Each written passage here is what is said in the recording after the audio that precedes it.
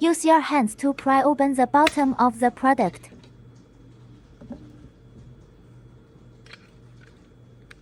Insert two AAA batteries.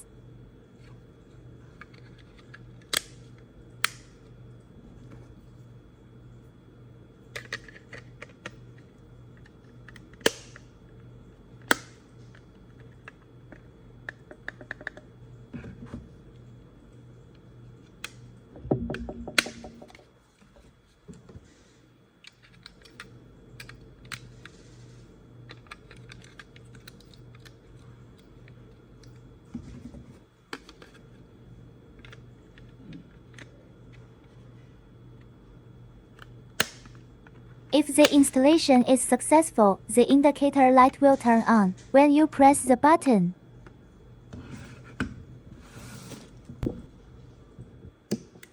Toggle mode. Press the controller twice in succession, then press the wall switch once.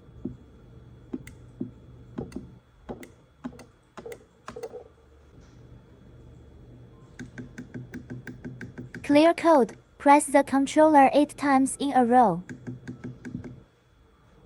Latching mode. Press the controller 3 times in a row. Press the button once to set it as the on button, and press it again to set it as the off button.